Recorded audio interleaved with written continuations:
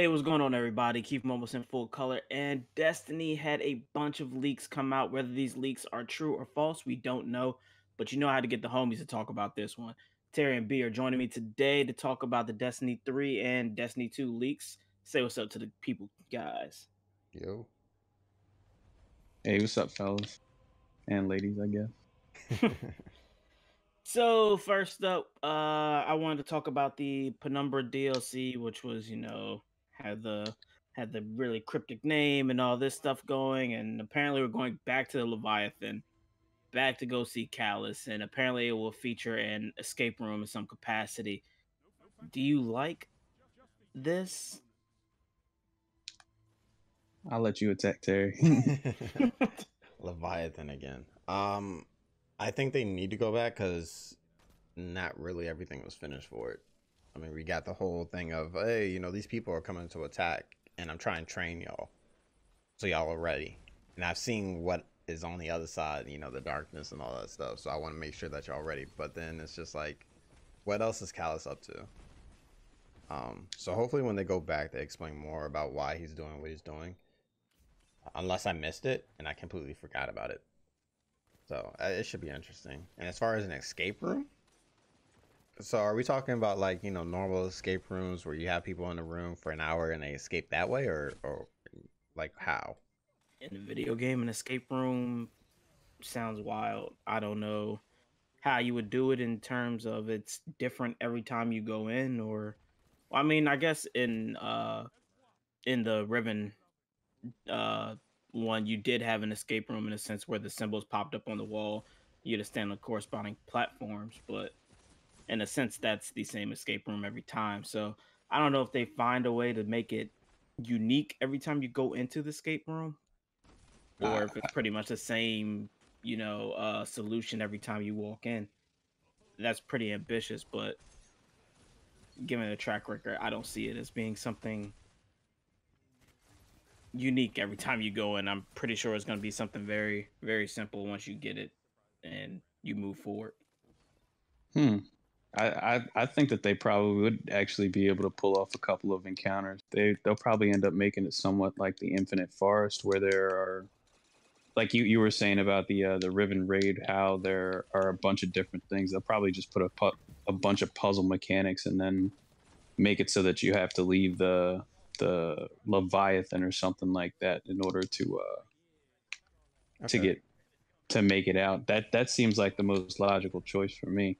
As far as them explaining it, like Keith and I were talking about this a little bit off screen, where we were saying the vehicle or the way that they're delivering the information isn't as I guess concise as we'd like it to be. So I guess I'd like to see them be able to etch out, for example, why we're going back to Penumbra. Like, yeah, we Callus is helping us, and there's all these different things that they're saying that we have to do in order to get ready for the darkness. But the way they've explained that to us, it either needs to be in some cutscenes or like we need to be able to stop playing for a minute in order for them to flesh out exactly what the hell is going on.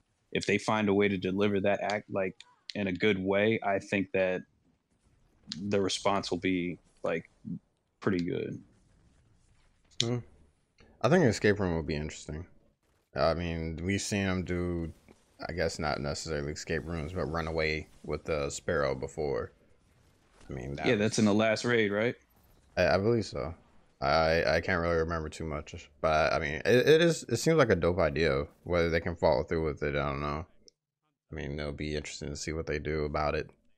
I guess this is akin to not really an escape room, but more so back in D1 from the Rise of Iron raid, where you had to run away from that big ass tank thing. Oh yeah, that was actually pretty cool. Yeah, so I guess if they do it in that instance, that would be kind of dope. But I don't know. I guess we'll have to wait and see if that's actual thing or not. But as far as going back to Leviathan, if they can make it understandable and why we're going back and explain the whole thing about Callus and stuff, I think it'll be cool. They just have to make sure that they do it right, because I know they're going away from doing stories and campaigns and stuff like that. So Speaking of Yes. going away from stories and campaign, Destiny's 2 Year 3 will be another annual pass. Are y'all cool with this? Y'all riding or are you not on the annual pass train?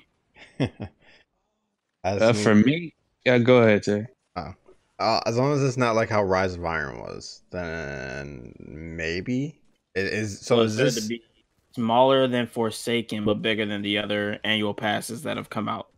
So as long as it Like doesn't end up like, essentially, is this something that just came up last minute like Rise of Iron did because there's a delay in their production? Or is this something they actually hashed out? They really wanted to do this and they had thought about this beforehand. That's something that was just put together at the last minute because, hey, we're delaying our game for a year. So I guess that's how I see it. So if it's something that they thought about, and the annual pass is something that's actually good and can hold for 3 months or for another year, eh, it might be okay. But if it's something that can essentially everybody does everything within a week, and then next thing you know, everybody's like, all right, well, I got nothing else to do. Let me wait until the next annual pass. Then they are sadly mistaken. mm, I'll take the way I see the annual pass is like you got to give a little in order to get a little. Like we know they just lost a bunch of production teams over there at at High Moon Studios and Vicarious through the loss of their Activision partnership. With that being said, we know that they're going to need time in order to make the game that we need. So if they're giving us lighter annual passes in order to make room for Destiny 3, then I'm willing to take that sacrifice. Like I know that I'm willing to wait for the best game that they can possibly make. So if it takes 2020 for it to come out and we just get a couple of measly, meager like scraps of, oh, here's a little annual DLC. It's a little bit smaller but not the greatest. Like I'll take it even if it's not the best lore wise. I can still see the the story that they're trying to shape through the continuous weeks of like building up and not necessarily cutscenes, but the staggered story that they're doing. I'm not really so much a fan. I would like to keep the cutscenes a little bit more consistent. Actually, I'd like to see a lot more of them, to be honest. But like I said, I'll wait if it's for the benefit of Destiny 3 being the game that we've all wanted it to be. That's my 2 cents. Well, I am not riding with the annual pass. This current annual pass, I could have literally skipped the whole thing and I wouldn't have missed anything. I mean, I would have missed the allegiance thing, which is cool, but out of Black Armory, which I was hoping would be the best DLC out of all of them, Black Armory really let me down. That was a really good story lore wise, but just its delivery was just terrible. It kind of just seemed like a one off, but had really, really interesting lore. We come with Joker's Wild, which does have really interesting lore and actually features a choose your own adventure type thing. But even that kind of seems like you said it was staggered. It was 1 week you go talk and you pick who you want to ride with, and then you have to wait a week to pretty much get the rest of it in terms of like, oh, okay, you pick this person. Pretty much here's how they see things and whatnot. So I really don't like the annual passes. I do believe, like you said, that they lost a lot of stuff. So maybe they just said, we'll pump out another annual pass. We'll just pump out these small little DLC chunks, and that'll just give us room to, make D3 and get out from our Activision contract and however all that goes. Really unsure, but I currently do not like the annual pass. I just don't think that $100 for a year and what they give out is worthwhile. I think the reason that they did it was because of the contract that they had with Active. I could be mistaken, but that just seems like, oh, you guys have to pump out, this much stuff in this amount of time. And now that they don't have that, they should be able to be like, okay, let's take the time that we need in order to make the proper game. So I don't know if that was the issue that was, preventing them from being the best that they could possibly be, but I'm willing to give them a shot. I counted on Bungie before when they were in charge of Halo, but even still, they were backed by Microsoft. So now this is the chance for them to really shine. We'll see if they got it. Yeah. It'll be interesting to see how their first annual pass goes without them being underneath Activision. Um, I'm not sure if this was something that they've already hashed out beforehand, and they're just like, "Hey, we're just gonna still stick with our plan, even though we're not underneath them. We'll still stick with like the annual pass plan." But it should be interesting to see how they handle it. We probably won't see the fruits of their labor of not being under Activision probably for another year, but we'll see. So now we have the Destiny 3 leaks. Now I just touched on this a second ago that in Joker's Wild, some writing has been put on the wall. The Drifter asking you to join his ranks, the Vanguard, Honor more specifically, asking you to pretty much assist the Praxic Order. Zavala and Ikora talking about the Vanguard being broken up due to Cade's death and the speaker being gone and a lot of voids being within the tower. So you have a lot of these writings on the walls, the community being split in game. And now we come to D3, which is said to have darkness based abilities. Do you think, like we kind of touched on it in the last video, but do you think that this kind of path that they're going on with this story is plausible? Like, do you think that the drifter basically challenging the traveler and all that, is this like a plausible way to get people to join the darkness and use darkness based abilities in Destiny 3? I'll let B take this one. Oh, all right. Let's see.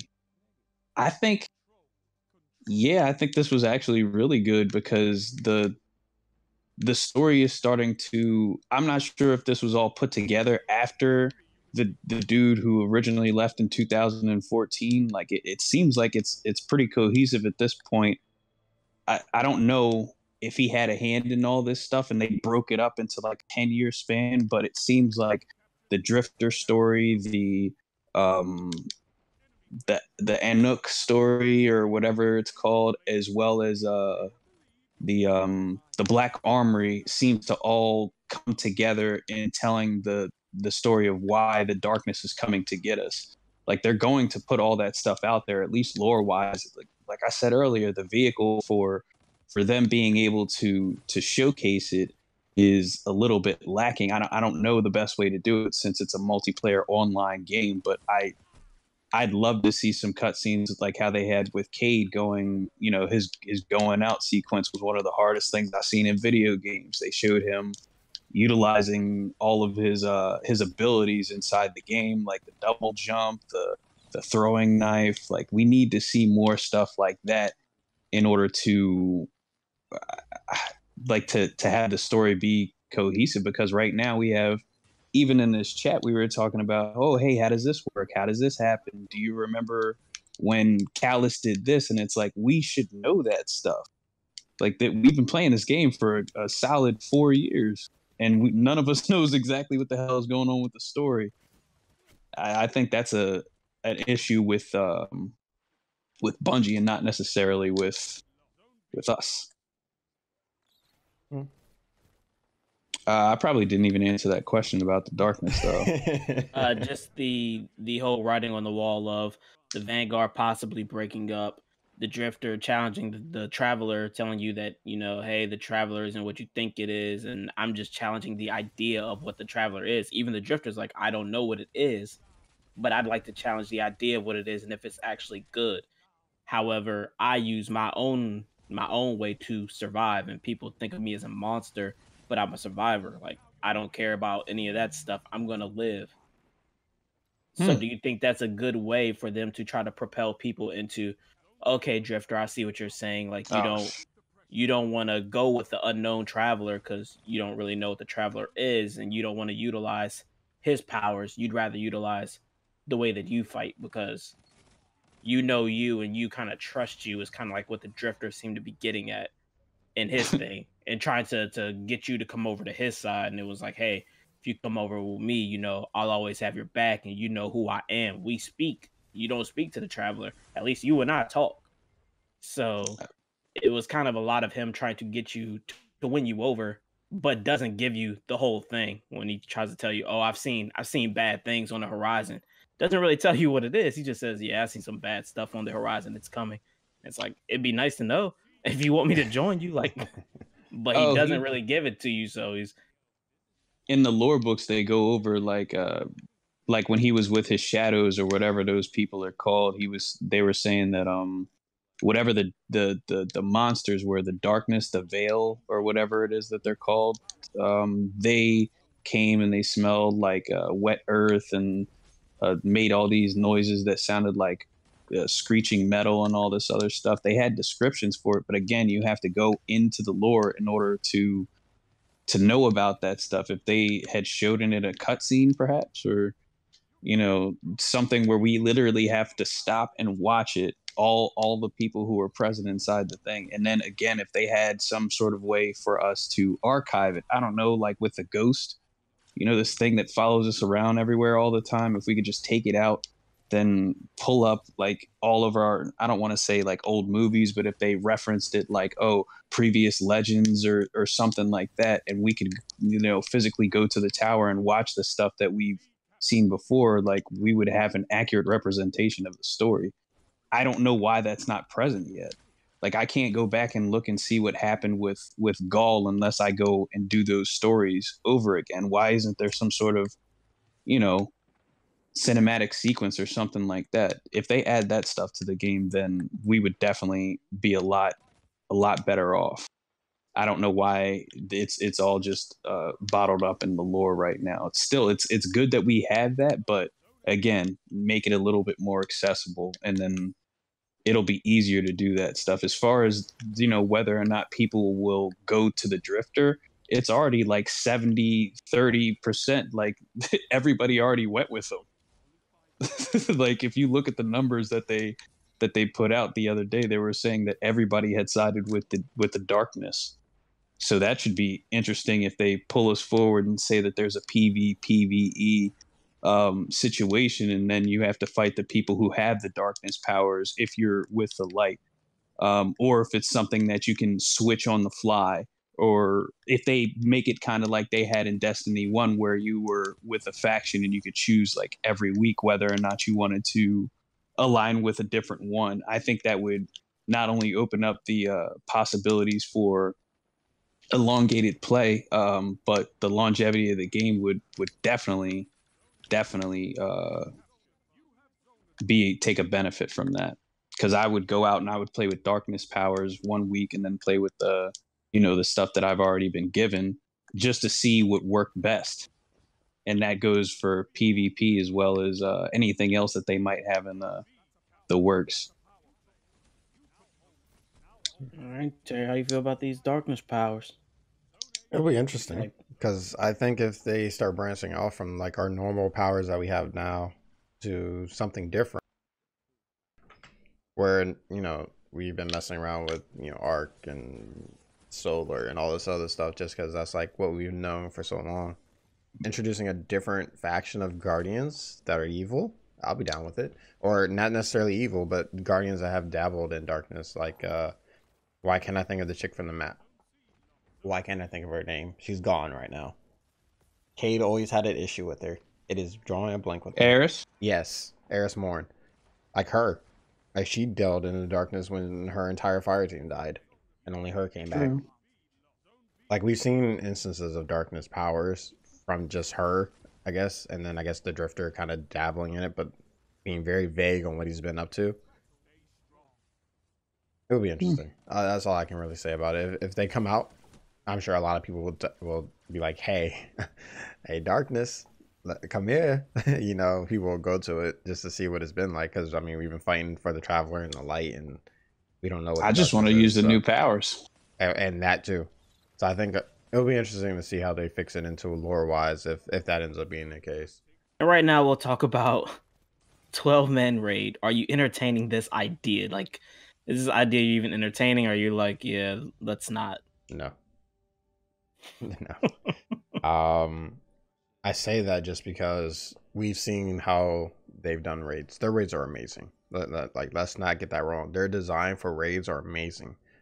But I don't think they can design a 12-man raid. They would, if they were maybe still with Blizzard and Activision and stuff like that. Maybe just because, I mean, look at Blizzard. They've always done huge raids with their games, you know. Uh, so if they were maybe consulting with them, maybe, but I don't see how a 12-man raid would really work in this game without it being where you have six people, and then you're just cut off from knowing what the other six are doing. I think it probably will be just like how you said, the 6 and the 6, and then those two teams would have to coordinate in some way. I don't know how that would effectively work, especially since for you know PlayStation or Xbox, you can only have what 7 or 8 people inside a chat. Mhm. So Yeah, I I just don't don't. know, man. That is some wild stuff. I'd love to see it happen, but the mechanics and stuff involved would like that just takes the coordination up between 6 people was already pretty amazing when you got through a raid in an hour and you're like, yeah, that was awesome, we were able to do that. But with 12 people, that's just so much synergy needed, and then the puzzles involved. I don't know if just like you said, man, that's a tall drink of water. I don't know if they're going to be able to pull that off. Yeah, that's like Final But Fantasy I'd love it. 14. It's definitely And Final Fantasy 14 esque and World of Warcraft. Like that's them, but they don't put puzzles. If I'm not mistaken, I don't think they put puzzles. Like Destiny is known for their intricate puzzle solving, even though it's minuscule. You know, walking through a Gorgon maze and you just have to find that one little area that you have to walk out of, or making sure you do this one encounter right. Like I don't know. It'll be interesting to see if they can do it. I don't really necessarily care if they do. If they do, I'm gonna try it. I'm not gonna sit here and say I'm not gonna play it, but I'll be interested to see if they could pull it off. But I don't really care if they do or not. they would have to make the raid incentives like out of this world, because getting again 12 people together at one time, that's already a challenge in itself. Then secondly, to make it so that whatever it is that you're trying to accomplish is difficult enough, and then having the rewards Yeah. to that has to be the incentive to get people to go into a 12-man raid and complete it. Like, it would have to be something like the, I don't know, the Mythoclast or the Gallarhorn, that would get us to compete and try to get that stuff. Other than that, like, I would definitely try it just to see, like, and to say that, oh look, I accomplished, like, I went in a raid, I did that, don't matter. And then afterwards, like, it literally has to be Gallarhorn type or something of that nature in order for me to be like, all right, it's been 2 hours. I got 6 people who are doing it correctly. I don't know about this other 6-man team, but I hope they get their stuff together, and then to not quit and then keep going forward. Shoot, we've all been there before. We have the new announcement that PvPvE, player versus everyone, or player versus everyone versus player, however you want to look at it, will be a thing. Are y'all cool with this? Do you feel like they're trying to just rip off Division? And DC Universe also had this, but you can actually go into your own separate server to experience that, or you could. Long story less long. Are you cool with it? If they do it right, I mean, it will be interesting. The What does only right issue look like to you? that I guess that's hard to say, just because I guess Division kind of almost had it right. There it was probably just small little tweaks here and there. You go rogue. That means hey, I'm out here fighting y'all and these other people. But the only issue is Destiny has a very hard time balancing PvP and PvE at the same time. It's not Mm-hmm. separate. Um, of course, they've gone the normalizing route. Division has done the same thing. Whether that's a good thing to do, I don't think so, because you're out here grinding for better gear, but then you normalize everything. So it's like I'm stronger than you, but it's just like my guns are doing probably the same amount of damage you're probably doing, except maybe less. You know, like I'm 300 and you're 360. All these enemies out here are 280. We're doing the same damage. I don't like that much. I get why it's done, just making sure that you don't go around stomping on everybody. But I mean, that's a tough one to get right. I guess is the way I would say it. whether they can do it, I would like to see it. Maybe make a zone or a special location where it's just like, hey, you come in here, you can fight other people and fight enemies at the same time. You decide. So, whether Destiny can do it, I don't know. It's difficult because we're not put against each other. We're supposed to be working as a team to help each other get better gear, unless it's the Crucible, where we're meant to fight against each other. I think the whole thing with the darkness coming in, the way that they're going to explain the whole thing, I think that'll be the catalyst needed for us to be able to fight against each other. For example, like they said, they're kind of priming us right now, saying like, oh, the Drifter's coming in. I'm fighting using my own way. Are you sure you're with the light? Is this really, what they're saying? Is he saying, I'm sorry, is the Traveler really the person that you want to be speaking for you, et cetera, et cetera? If they come in and then they make it so that, oh, okay, some people have chosen the darkness now, some people have chosen the light, you basically figure out which way you want to be. And then if they make it so that, like, they would fundamentally have to change a lot of the way that things work inside Destiny currently, how we go into the sandbox basically, and it's just open world. I think they would have to change it so that, just like Terry said, there are a bunch of different places where you would be, I guess, accessible to both of those things. Like we would need a secure location for both the light people as well as the dark people, and then furthermore the middle ground, in order to make it so that it would be interesting. Like there has to be a safe zone essentially for both of those different factions at some point. If they do that, I could see it working. They also would have to make it so that the Crucible as well as the PvPvE is separated, and I think they're starting to do a good job with that now, with some of the tweaks that they're making to some of the things. For example, the Nova Warp doesn't work the same way in PvE that it does in PvP. It takes 20% damage to Guardians versus 25% versus enemy combatants.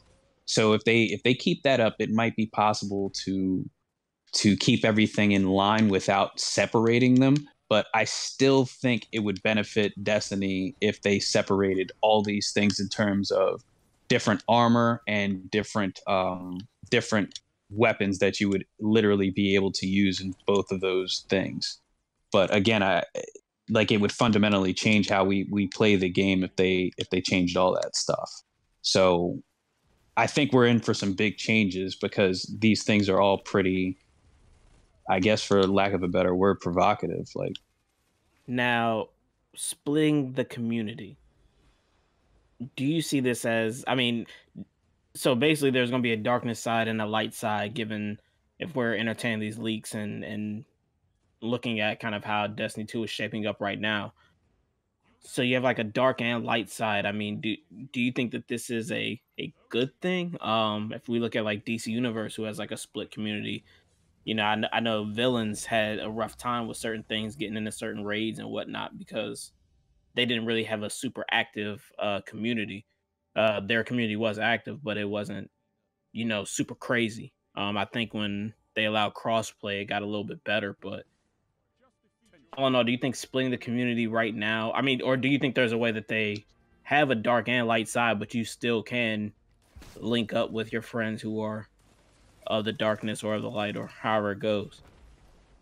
I guess it just depends on the population. I mean, right now, to be honest, it probably won't be a great idea, just because, one, the console community is, if I'm not mistaken, I could be wrong here, the console community is way larger than the PC community. So splitting an already thin PC community, I don't know. They would have to integrate essentially what DC did, where unfortunately it's not all platforms linked into one. But if they could link all of the platforms into one, like crossplay? Yeah, like how Fortnite has it essentially, where certain events you have to play against PC people just because this is a global event. That's just how it is. But where they've also done, hey, I see you have a keyboard and mouse plugged into your PlayStation over there. You're going to play against PC people. I guess in that instance, if they could make it so that the entire community can just play on one server. That would be nice. Again, Crucible, they'll have to figure that out.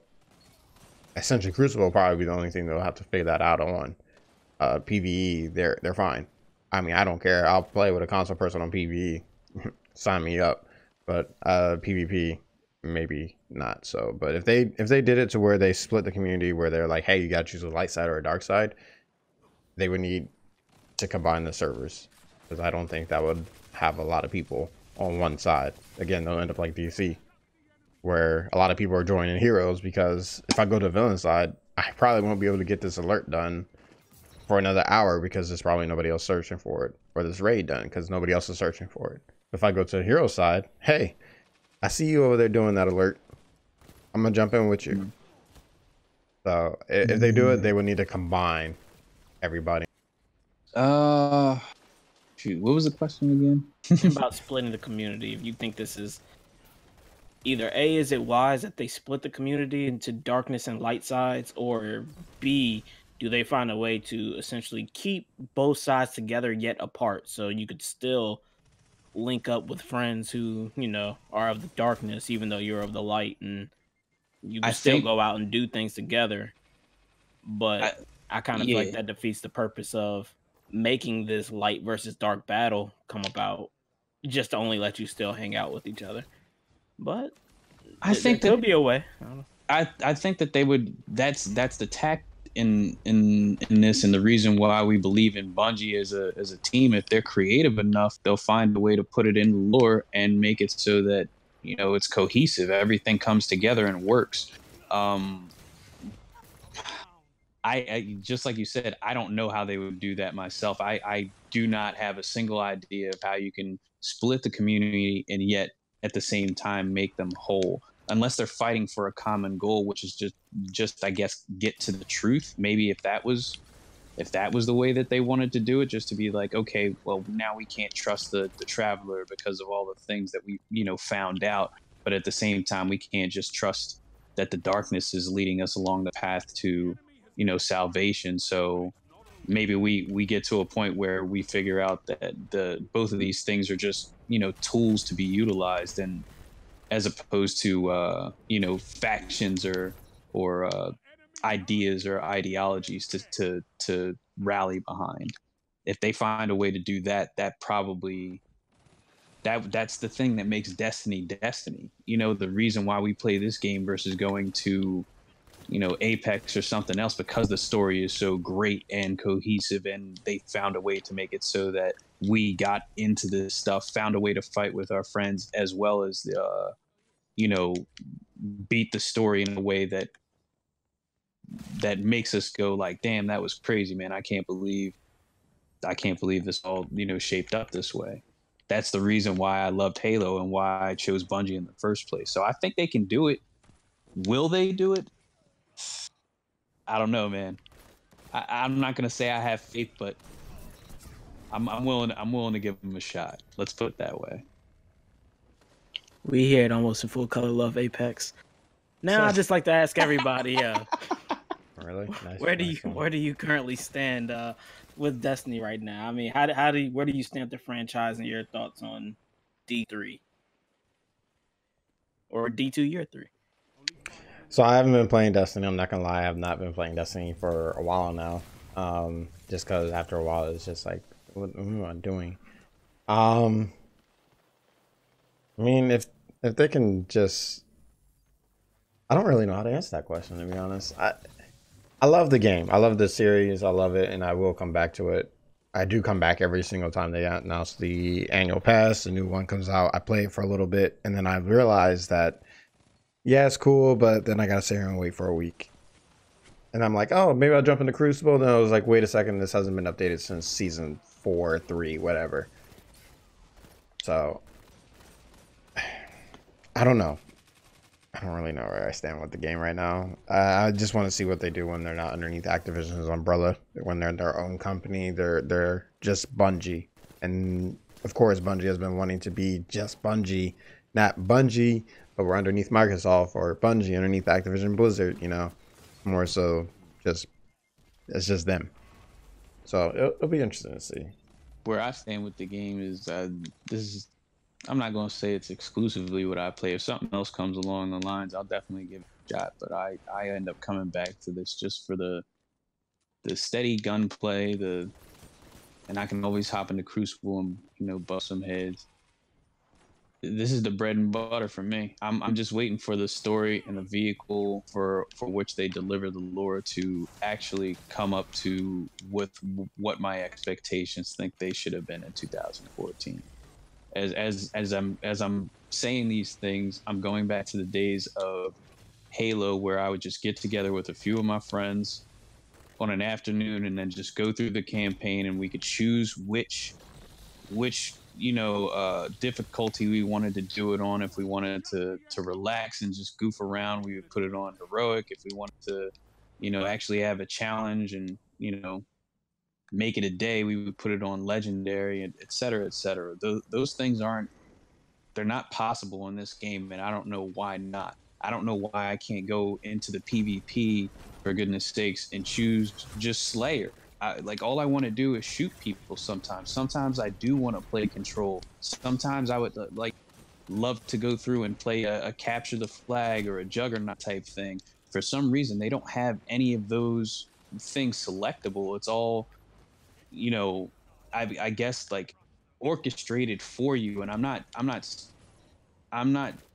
immature enough to have these things regulated for me. Like, I'm an adult, I know how to do these things. I would love to play the way that I want to play.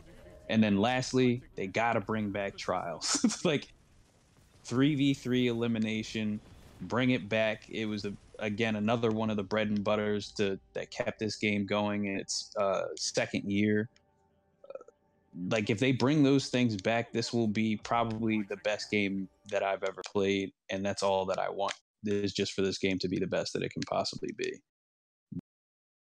But that is it. Thank you, gentlemen, for assisting me on breaking down these leaks. Let me know how you feel about it, as hardcore Destiny fans as you two are. Figure there's no one better to get to assist on this one.